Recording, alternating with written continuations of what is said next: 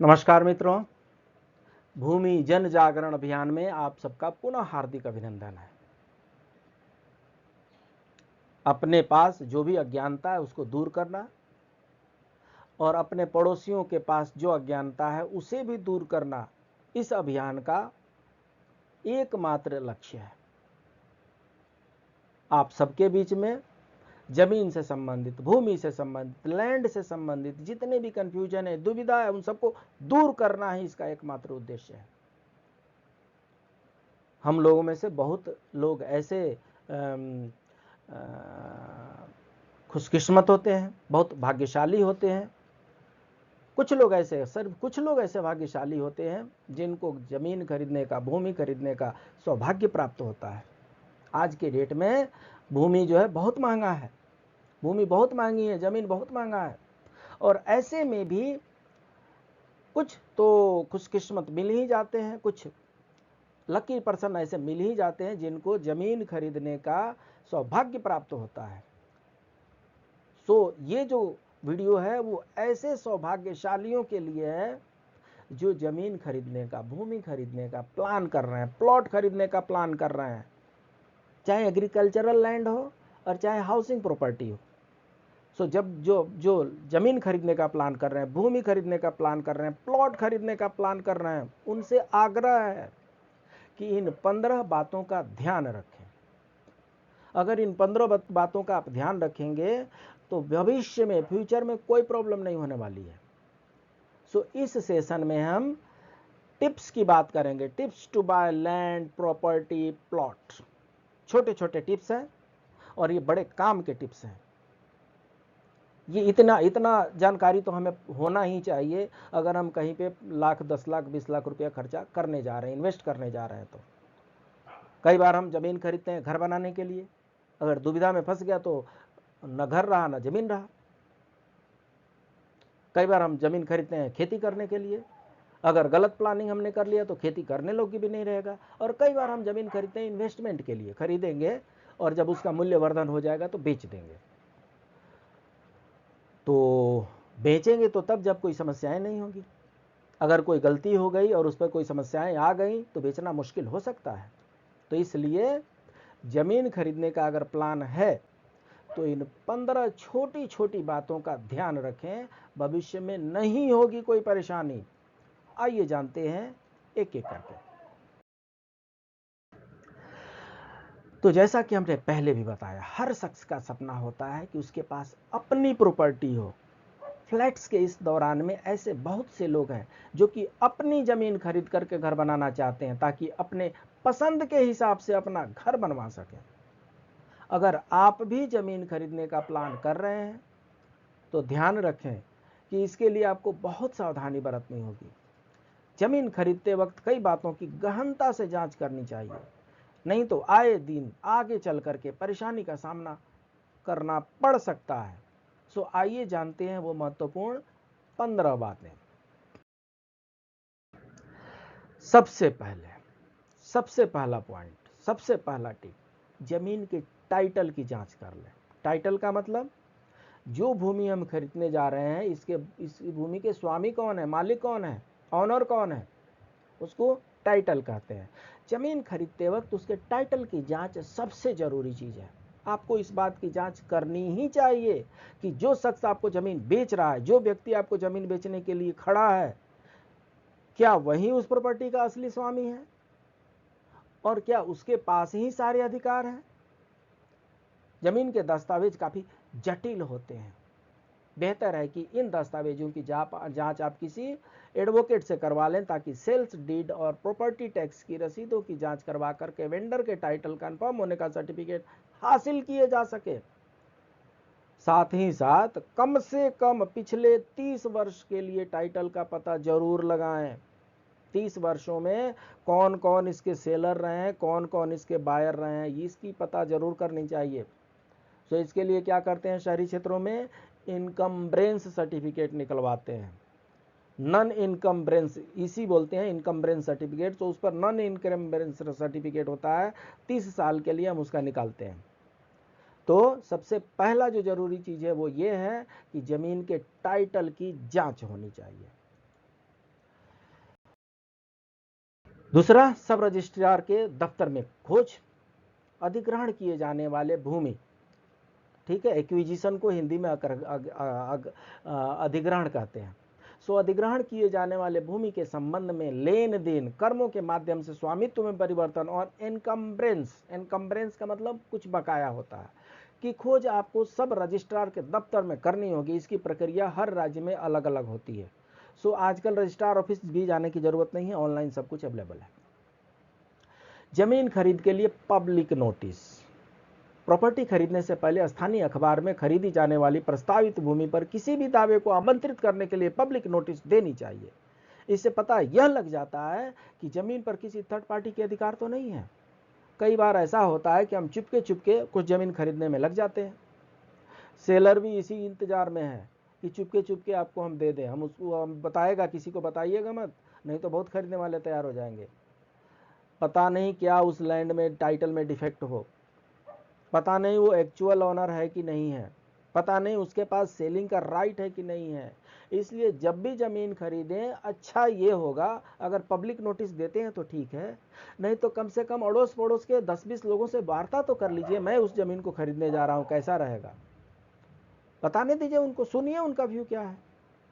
सो इसलिए जमीन खरीदने के लिए पब्लिक नोटिस अगर इशू करें, जानकारी प्राप्त करें तो ज़्यादा अच्छा रहेगा। दस्तावेज का वेरिफिकेशन, भूमि लेन देन से जुड़े असली टाइटल दस्तावेज सही हैं या नहीं, सौदे से पहले इस बात की जांच जरूर कर लेनी चाहिए। ऐसा करने से आपको पता चल जाएगा कि विक्रेता के ओरिजिनल के साथ कोई थर्ड पार्टी राइट्स तो नहीं बना रखे हैं। होता है, ऐसा भी होता है, ओरिजिनल के साथ ही थर्ड पार्टी राइट भी बन जाते हैं, मोर्गेज हो जाते हैं, उस पर लोन ले लेते हैं, पावर ऑफ अटॉर्नी दे देते हैं, बहुत कुछ होता है। सौदा पूरा होने के बाद इन ओरिजिनल दस्तावेजों को जरूर ले लें, क्योंकि वो जब जमीन ही आपकी हो गई तो वो जमीन के कागजात भी आपके हो गए। सो दस्तावेजों का वेरिफिकेशन भी मोस्ट इंपॉर्टेंट है। पावर ऑफ अटॉर्नी, जमीन मालिक की ओर से पावर ऑफ अटॉर्नी के जरिए भी बेची जाती है। पावर ऑफ अटॉर्नी की अच्छी तरह से जांच करनी चाहिए ताकि यह सुनिश्चित हो सके कि वही प्रॉपर्टी बेची जा रही है जिसे आपको खरीदनी है। कहीं ऐसा ना हो कि आप खरीद रहे हैं कुछ और, देखे हैं कुछ और, सर्वे नंबर प्लॉट नंबर कुछ और हो रहा है। ऐसा भी होता है कि कुछ समय के भीतर कुछ दस्तावेजों पर हस्ताक्षर करना जरूरी होता है, इसमें देरी नहीं होनी चाहिए, इससे लागत बढ़ती है। ऐसी स्थिति में बचने के लिए आप किसी और को अपनी ओर से हस्ताक्षर करने के लिए अधिकृत कर सकते हैं और उसी को पावर ऑफ अटॉर्नी कहते हैं। इसके बाद से क्या पता करना है, क्या प्लॉट खरीदने के लिए मैं लोन ले सकता हूं? आप उस जो लैंड का डिटेल है, लैंड का डिटेल लेकर के जो सेलर है उनसे भी पूछ लीजिए और बैंक वाले से भी पड़ोस में जाकर के पूछ लीजिए कि इस प्लॉट को खरीदने के लिए मुझे लोन मिल सकता है क्या।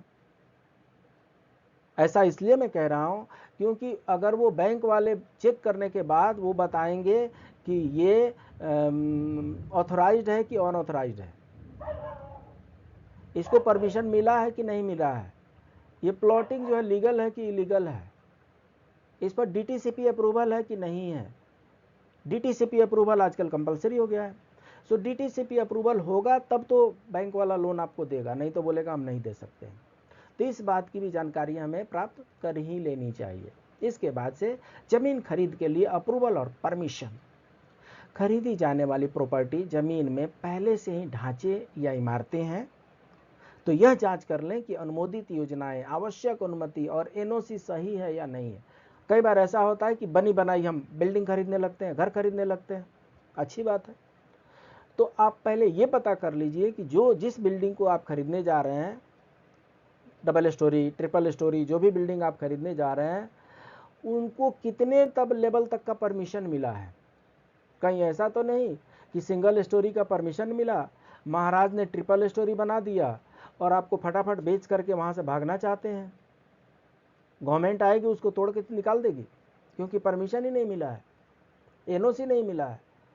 सो इसलिए अगर अगर अगर बिल्ट हाउस ले रहे हैं तो आप ये जरूर देख लें कि उनके पास स्कीम को पास करने के लिए कौन सा परमिशन मिला है, किस प्रकार की एनओसी मिली है, कितने लेवल तक की एनओसी मिली है, कितनी स्टोरी बना सकते हैं, उसके साथ और क्या क्या अप्रूवल मिला है, ये जानना भी नितांत आवश्यक है। जमीन खरीद के लिए स्थानीय नियम। जी हाँ, राज्य सरकार का, हर राज्य का अपना अपना नियम होता है और उसके अलावा म्यूनसिपैलिटी का भी कुछ एडिशनल रूल होता है, पंचायत का भी कुछ एडिशनल रूल होता है। तो इसलिए अच्छा ये होगा कि ज़मीन खरीदते वक्त उस एरिया के स्थानीय कानून नियमों की जानकारी प्राप्त कर लें, ताकि भूमि खरीदते वक्त किसी तरह के किसी मुश्किल का सामना न करना पड़े। कहीं ज़मीन गिरवी तो नहीं रखी हुई है? आजकल लोग एजुकेशन लोन ले लेते हैं, हाउस बिल्डिंग लोन ले लेते हैं, कार लोन ले लेते हैं, और जो लैंड है उसका जो वो गिरवी रख देते हैं। किसी मुथूट फाइनेंस में भी रख देंगे, किसी बैंक में भी रख देंगे, किसी लोन हाउसिंग एजेंसी के पास भी रख देंगे, किसी इंडिविजुअल के पास भी रख सकते हैं। सो आपको ये चेक करना है कि कहीं ज़मीन गिरवी तो नहीं रखी गई है। इस बात की भी जांच करनी चाहिए कि ज़मीन गिरवी तो नहीं रखी गई है। ज़मीन खरीदने से पहले ये सुनिश्चित कर लें कि विक्रेता ने भूमि का बकाया सभी राशियों का भुगतान कर दिया है। बैंक से एक रिलीज सर्टिफिकेट जरूरी है, यह निर्धारित करने के लिए कि भूमि पर सभी लोन समाप्त हो चुके हैं, भूमि जो है लोन मुक्त हो चुकी है। सो बैंक से हमें क्या लेना होता है? रिलीज सर्टिफिकेट लेना होता है। रिलीज सर्टिफिकेट दे देंगे, इसका मतलब कि जो कुछ भी लोन था, प्रिंसिपल अमाउंट प्लस इंटरेस्ट, वो सब आपने हमें वापस कर दिया और अब आपकी भूमि आपकी है, अब आपका प्लॉट आपका है। तो इससे रिलेटेड भी आपको बैंक से रिलीज सर्टिफिकेट चेक कर लेनी चाहिए। प्रॉपर्टी टैक्स, यह जरूर जांच कर लें कि जिस जमीन को आप खरीद रहे हैं उसका प्रॉपर्टी टैक्स का भुगतान ट्रांसफर की तारीख तक किया जा चुका है या नहीं, और वेरिफिकेशन के लिए भी भुगतान की मूल रसीद तैयार है। यह भी पता लगाएं कि वेंडर के नाम पर खाता उपलब्ध है भी या नहीं।